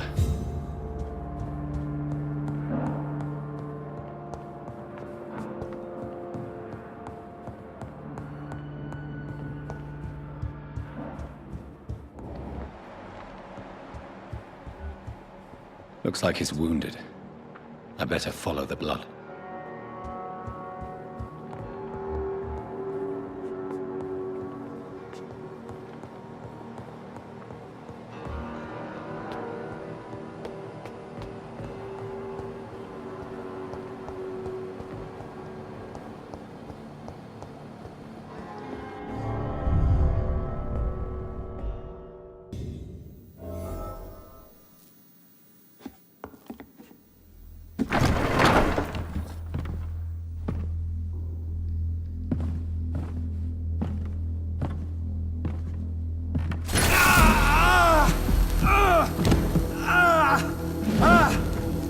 Ultraviolet curtains and Ori calcium powder. Dr. Swansea's always been a resourceful bastard. I bet he never told you he had this installed in case of a vampire attack. Says a lot about how much he trusts you. What have you done with Edgar? Don't worry. We don't kill humans. Even if your friend is deserving of a little punishment for one. What are you talking about? We know everything. Swansea and you created this bloody epidemic. You aim to unleash another disaster, just like William Marshall did. No! I'm trying to put an end to it! Just like you are! You're the progeny, aren't you? Where is the monster hiding? It's still in England, isn't it? I have no idea what you're talking about. Jeffrey, please listen to me. No tricks. That shit won't work on me. We've found proof in the theater. Doris Fletcher was your first experiment. Now where is Marshall? Speak!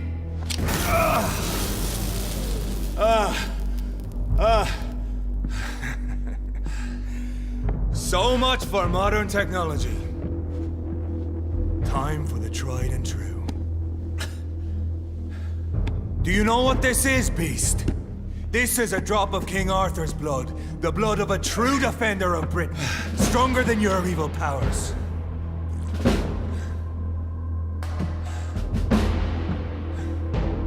This is ridiculous. We're losing precious time. True enough. Soon I'll bring your head before your coward of a father. Freewood prevails! I know!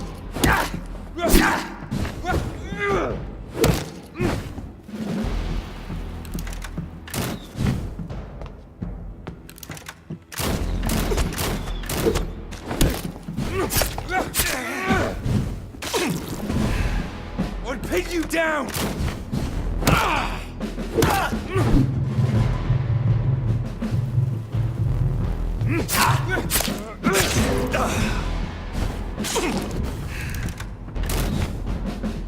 Close your eyes!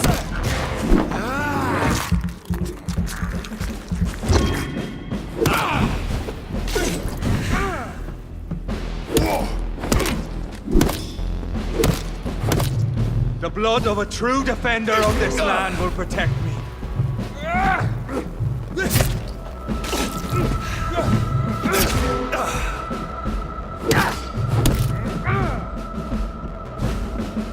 Show some style. Fight like a man. I know!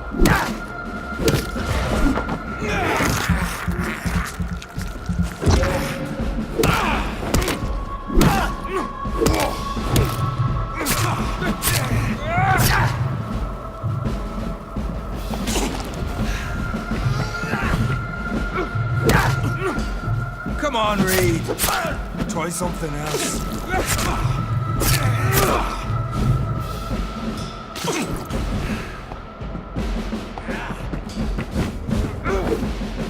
If you're so in it...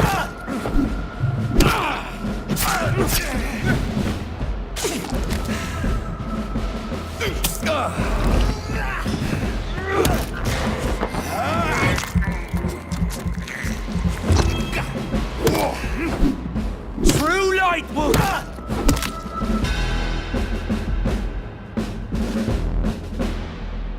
We are the guardian of justice. Priwen shall prevail. You can't accept the fact we're not enemies, can you? We always have been, and we always will be. Of all the evils that threaten mankind, your kind are the worst.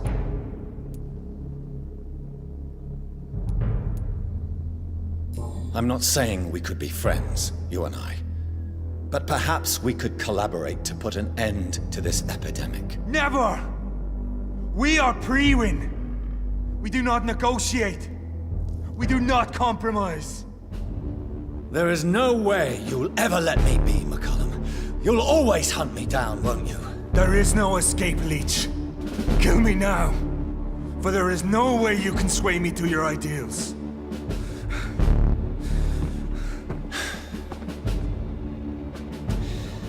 That's where you're mistaken.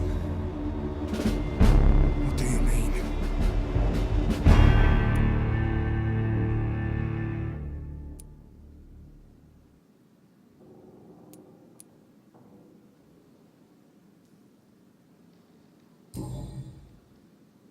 I'll spare you, McCullum.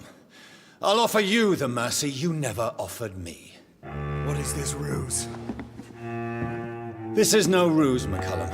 This is me letting you go. After all, you and I are both trying to save this poor country in our own way.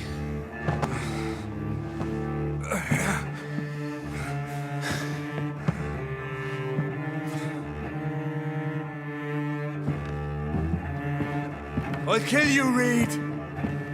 Next time we meet, I'll end you. See? Progress already. You called me by my name. Until the next time. Goodbye, Hunter.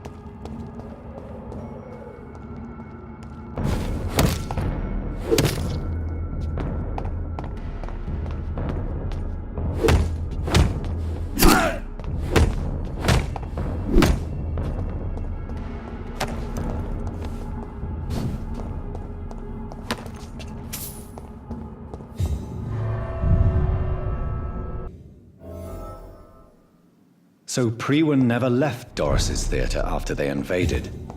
They must be holding Edgar here in their new headquarters.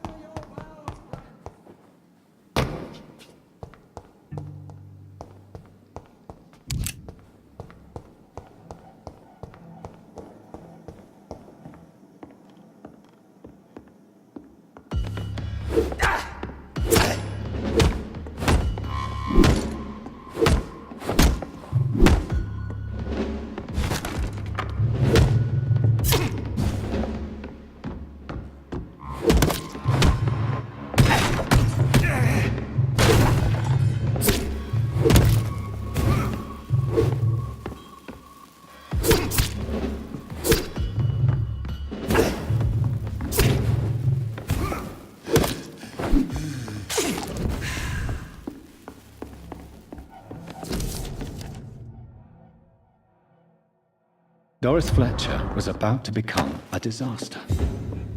I'm getting close to having all the evidence.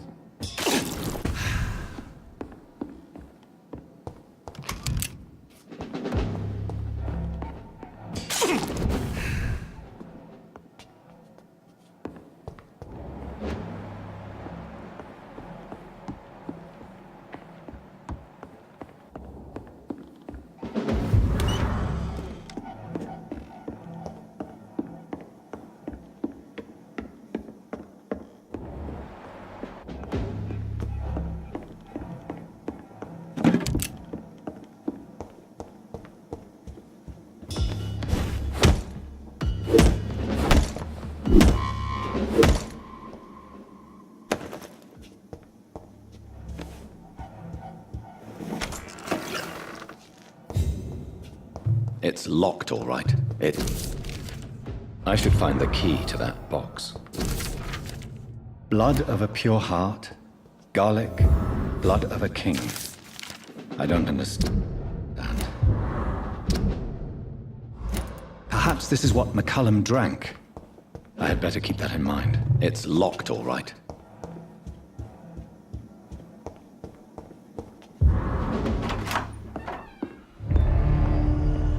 Edgar. Edgar, can you hear me? Jonathan, is it really you? Easy. Easy. Save your strength. I'm getting you out of here.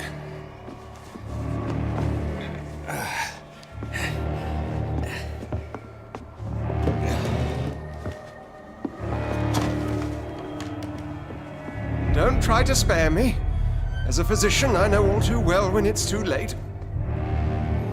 Punctured lung, broken ribs, and internal bleeding. An accurate diagnosis, wouldn't you say? Edgar, what happened? They wanted me to confess. Beat me black and blue. Geoffrey McCullum ambushed me at the Pembroke Hospital. He was convinced you and I were responsible for the Skal epidemic.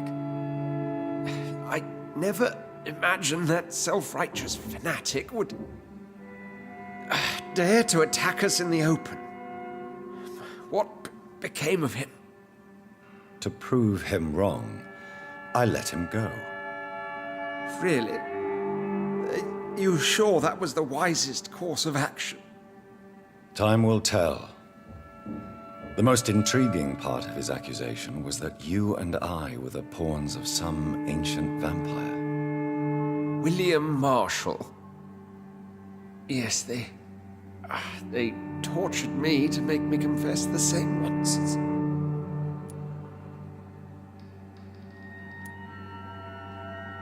Edgar, as much as I would like to believe you, I have a few concerns that require clarification. What do you mean? William Marshall, for example. You speak of him as if you know him. How is that? Jonathan, I cannot say I'm ready for another round of questions. Why would the Guard of Priwen believe you and I created the vampire epidemic? Maybe due to our profession. Because I offered you shelter in my hospital. What can you tell me about William Marshall? Not much. History paints the story he was the greatest knight who ever lived. Amongst the immortals, he had a yet greater legend. Why is the Guard of Priwen so obsessed with him? He was the only ancient vampire to escape the first great hunt launched by the Guard of Priwen in 1854. They believe he's an evil creature plotting his return. Why would he deserve such a reputation? I cannot say. The Brotherhood of St. Paul's Stole has next to no intelligence on him. All I know is that he's supposed to be the oldest of all the British vampires. While investigating the epidemic, I read some of McCullum's findings. I think you have some explaining to do. I have nothing to hide, Jonathan. Nothing at all. Do you know Doris Fletcher's real name? No, I'm afraid not. Her real name was Doris Jones. She was the daughter of Harriet Jones. What do you want me to say, Jonathan? Do you remember when we suspected Sean Hampton of killing Harriet Jones? Yes. The terrible episode that came as a shock to us all. Harriet Jones faked her own death. When I found her in the sewers, she confessed she wanted everybody to pay for what happened to her. That woman was extremely bitter, full of hatred and festering anger. Doris Fletcher visited her mother at the Pembroke Hospital. That's how she first got infected. I know nothing about that. Miss Fletcher once came to visit the sick. That is all I know. No, Edgar, there is more. Doris Fletcher was Harriet Jones's daughter. They exhibited the same symptoms: blind hate and strong physical mutation. What does this sad story have to do with us? Do you know where we are? Doris Fletcher's theatre. This is where that hateful creature plotted to spread the epidemic across London. I only briefly met Miss Fletcher once when she visited the Pembroke Hospital. You say it was to see her mother. She seemed like such a sweet and graceful woman. My point exactly. The disease turned her into a bitter soul, driven by vengeance just like her mother, a symptom of all the infected patients. Certain diseases are known to produce similar effects. Rabies, for example. And rabies is not the devil at work. Come on, Edgar. Don't you see the pattern here? The epidemic, the link between Doris and Harriet, the suspicion of McCullum? How could I? I never saw Harriet Jones again after she fled the hospital. Doris and Harriet shared more than a hidden family bond. They were the embodiment of the epidemic and are linked to the Pembroke Hospital. Come on, Edgar, this is no coincidence. I swear I'm at a complete loss. All I did was administer vampire blood to cure old Harriet. There was no evil plan, no diabolical plot. You did what? I tested the regenerating and healing properties of vampire blood on Harriet Jones. My only intention was to find the cure for influenza, I swear. Whose blood did you use? William Marshall's? Mine? Lady Ashbury's. While transfusing her with human blood, humanely appeasing her hunger, I also kept samples of her blood for my research. You used her blood on Harriet Jones? My God, Edgar, that's unethical. You betrayed 2 of your patients at the same time. How dare you judge me? Must I name the alarming list of your victims? We are both deceivers. But at least I know I'm a monster. You have worked beside me. You saw what I'm doing at Pembroke Hospital. Jonathan, you know I'm not an evil soul. Just another victim of this tragedy.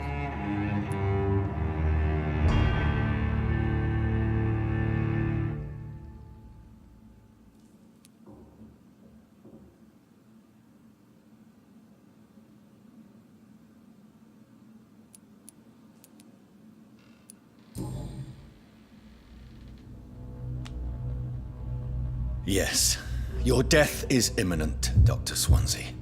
But I swear, it will be quick. I already told you to call me Edgar. Am I no longer your friend? I believe you never have been, sir. You have lied to me at every step and betrayed the trust of a woman I cherish. You and the lady? Really? Why, I should have seen it coming, I suppose. May I add that I welcome this? The biting, I mean. You have your wish. Is it going to hurt? I always wondered.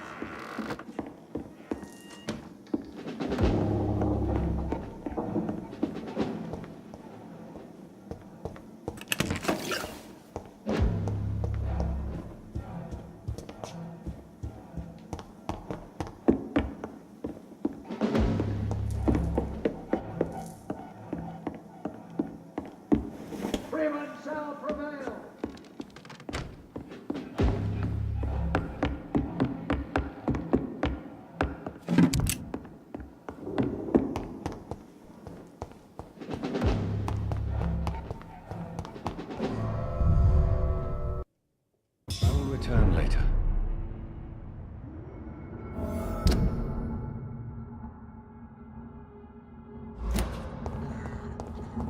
So Harriet Jones became the original carrier when Edgar gave her vampire blood. I must tell Elizabeth.